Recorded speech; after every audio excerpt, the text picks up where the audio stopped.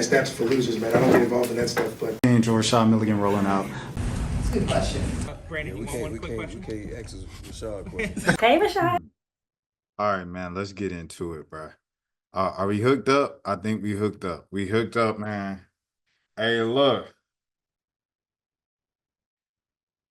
Breanna Stewart has one of the best resumes in the history of basketball and probably the best resume right now out of all active players when you count college and in the pros. With that being said, with the missed layup and the missed free throw at the end of regulation, with the missed free throw at the end of regulation and the missed layup, wide open layup, point blank layup at the rim at the end of overtime, combined with what you saw last year in the finals, I'm sorry, you just have to call it a spade a spade. Stewie just wasn't there in the moments where her team needed her the most. And then on the other end, man, Minnesota, you got to shout out Alana Smith.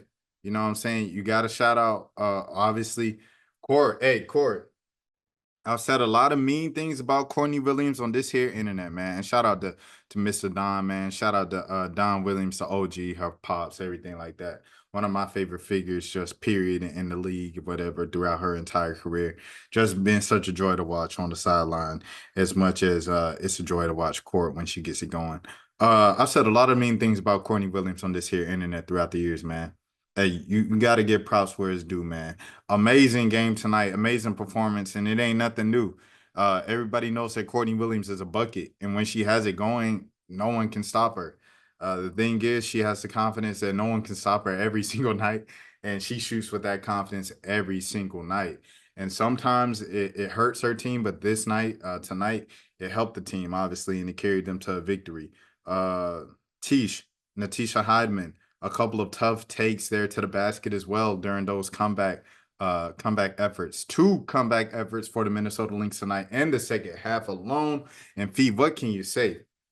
Jonquel Jones got her hooked up. No call, hooked up. She still slides to the other side and blocks the shot over a forward that's like 3 inches taller than her at least, with one arm hooked on the other side. That's just clutch defense. The foul call that they made with 1 second left, she said that's a tough foul call. Holly Rowe, you can't call it a tough foul regardless. Whatever the foul call, was it a good foul call? Was it a bad foul call? I think it was consistent. You know, you usually don't call that when the final second of a game. But however, if you will call it with 5 minutes left in the game, why wouldn't you call it with the second left? So, you know, I can't blame the refs for that. You know, they're just kind of being consistent in their calling. They're not skewing it for the home team, and they're not skewing it for, you know, late game situation. They're calling it how they would call it the entire game. So, yeah, I don't know. I don't mind that call at all. And then, you know, you get into overtime, and I felt like the team who had the momentum anyway in the second half ended up winning the game. So there's no controversy there of if they are. Fee, man, what the heck? So we talked about the defense there and just standing up in big moments, where we talked about Stewie. I started off this video with Stewie not stepping up in big moments. On the other end, you have to give the other half of unrivaled. You have to give the other side of unrivaled the props, man. You know, number 2 in MVP voting. Number 2, some people would say she's leapfrogging her UConn Husky. Stewie for number 2 in the world, man. And I think it's way too early to call it right now after just game 1. But hey, it's looking pretty good. I cannot lie to you, gang. I cannot lie to you. Back down on Jonquel Jones. It looks like she has no chance in the world. About 4 seconds left on the game clock, 1 second left on the shot clock. Turn around, jumper, fade away, just inside the free throw line, over the taller defender. What are we talking about? It go there. Courtney Williams did what she had to do. And of course, NAPHEESA Collier, aka NAPHEESA Collier, according to Anthony Edwards, aka the mom. Like I said, like NAPHEESA Collier is like a baby bear. Like, you ever seen like a baby bear and they look so cute? Like, they look like a Build-A-Bear almost. They look like a teddy bear. And then like you come up, oh, like the baby little panda bears, you know, and you go, and then it gets close to you, and the closer it gets, it just tears you up. It rips your face off, and it starts eating you. That's NAPHEESA calling, bro. What the heck? So the lead, innocent looking, like nice looking, just like little like harmless animal. And you come up on it and you get close enough to it and you find out it's an actual animal. Oops, my face is gone. Shout out to NAPHEESA Collier, bro. Shout out to the moms getting it done worldwide, man. Shout out to Alex Basil, man. Rest in peace, Kobe. Rest in peace, Gigi, man. Excuse me, I apologize, y'all, if y'all saw that. But yeah, man. NAPHEESA Collier getting it done. We really gonna see, man, because I'm not gonna lie. Coming into this, I didn't get to upload a preview because by the time it would have uploaded a preview, the game would have done started already. So it is what it is. This is my first preview. This is the preview. Coming into it, I had the Liberty winning, and I guess I'll stick to that pick. I had the Liberty winning, but after watching game one, man, and after seeing last year, the only reason why I didn't have the Liberty going to the final over Vegas is because it's the mental. I think on paper and on the court, the Liberty have a more talented team than the Las Vegas Aces, and that has been the case for the last 2 years. I think on paper, on the court, the Liberty have had the most talented team in the WNBA. However, when we got to the finals last year and Vegas lost their entire team except for Asia Wilson and Kelsey Plum and half of Jackie Young, right? They still just folded under pressure at home. Fat Joe, lean back, and they still lost the game. Hello? And that's when I was like, yo, like, it's just a mind thing at that point. It's choked. Mind thing, lights too bright. And maybe you come back this year and you take care of your business. You don't even give Vegas a game 5, and you're thinking, okay, it's different. They on a mission. Game 1 comes, they up 18 points. Hello. And they do it again. And even, basketball is a game of runs. Each team's gonna make its run. That's why they made the finals, whatever, whoop de whoop. You still get to one last free throw and one last layup. One at the end of regulation and one at the end of overtime. After all of that we just said, you still had a chance to win the game. And you blew it both times. I still have the Liberty winning just because I have to stick to my pick that I picked before the series even started.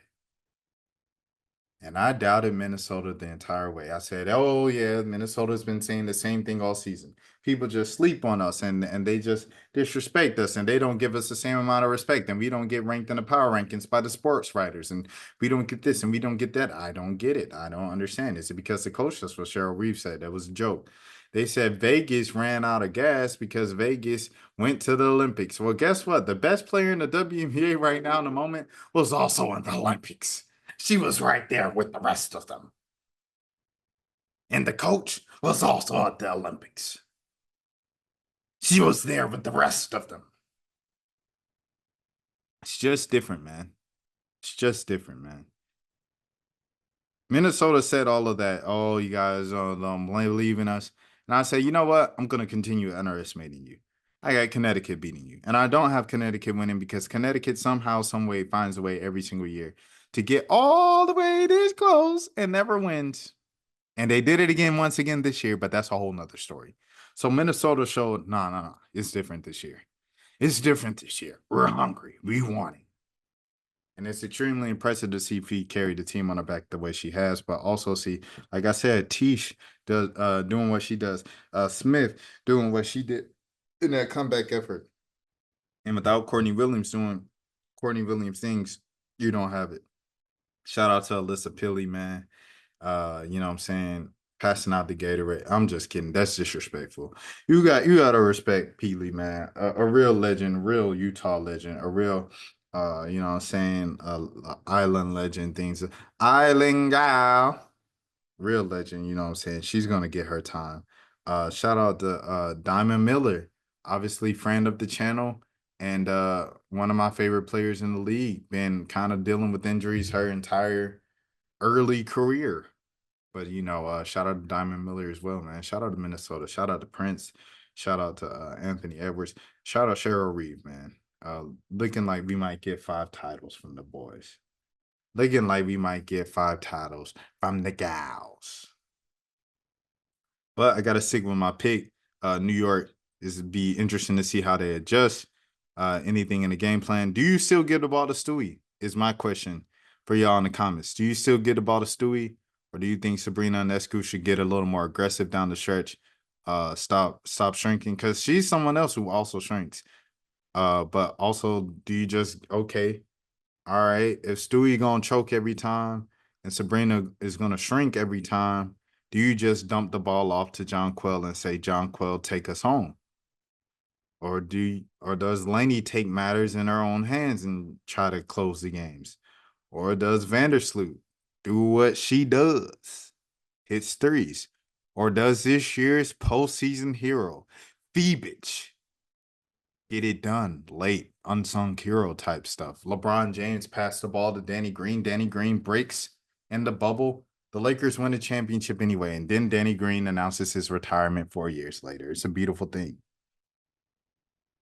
But yeah, that's all I have for tonight. If you are new to the channel, this is the road to 5K subs. Let me know in the comments. What do you do if you're the New York Liberty next game?